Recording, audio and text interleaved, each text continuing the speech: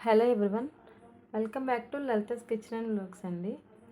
నేను మీకు లాస్ట్ వీడియోలో క్లే పాట్స్ తీసుకొచ్చానని చెప్పాను కదా. దాంట్లో ఒక పాట్ కర్డ్ కోసం తీసుకొచ్చానని చెప్పాను. సో అది లాస్ట్ టైం చూపించాను కదా, అది క్లీనింగ్ ప్రాసెస్ కూడా చాలా టైం పట్టిందనమాట. ఒక 1 వీక్ వరకు నేను వాటర్లోనే నానబెట్టాను.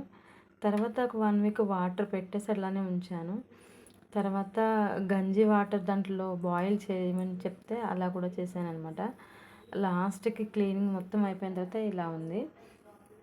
సో ఇంకా కర్డ్ తోడు పెట్టడానికి ఇందులో రెడీ అనిపించిందనమాట. సో కర్డ్ దీంట్లో పెట్టేద్దాం అనుకుంటున్నాను. దానికోసం ఏంటంటే ఫస్ట్ కొంచెం సోప్‌తో కడిగితే వేరేలా ఇట్లా వైట్ కనిపిస్తుందని చెప్పేసి మళ్ళీ మొత్తం క్లీన్ చేశాననమాట.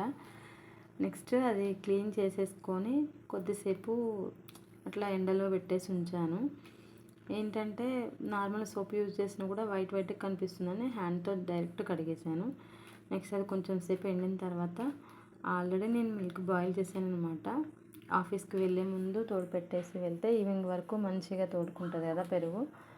సో దానికోసమని వెయిట్ చేసి పెట్టాను. పాలు కూడా చాలా వేడిగా ఉన్నాయి. టైం లేదని చెప్పేసి ఇక తోడు పెట్టేసి వెళ్దాము అని చెప్పేసి పాలు దీంట్లో వేసేసాను. చాలా వేడిగా ఉన్నాయి మిల్క్. సో ఇది 1 లీటర్ పట్టేలా ఉందండి నేను తీసుకున్న పాట్ అయితే. సో దాని నిండా వేసాను. కర్డ్ కూడా వేసేస్తున్నాను అనమాట. యాక్చువల్గా ఫస్ట్ డే అనమాట తోడు పెట్టడం ఇందులో. ఇంతకుముందు తీసుకొచ్చి పక్కన పెట్టాను, క్లీనింగ్ ప్రాసెస్ అవంతా చేశాను కానీ స్టార్ట్ చేయలేదు. సో ఈరోజు కర్డ్ వేసేసి తోడు పెట్టేసి వెళ్దాము, ఆఫీస్కి వెళ్ళి వచ్చే వరకు నైట్ తినడానికి ఉంటుంది కదా అని చెప్పేసి తోడు పెట్టాను అనమాట. మనం వేసిన మిల్క్లో ఏమైనా వాటర్ కంటెంట్ ఉన్నా కూడా ఇది పాట్ పీల్ చేస్తుందంట. సో ఓన్లీ కర్డ్ వరకు ఉండేటట్లు మనకి ఇట్లా గట్టిగా కర్డ్ తయారవుతుందని చెప్పారు. నేనైతే ప్రజెంట్ తోడు పెట్టాను అనమాట. సో ఈవినింగ్ నేను వచ్చే వరకు చూడాలి ఎట్లా ఉంది అనేది.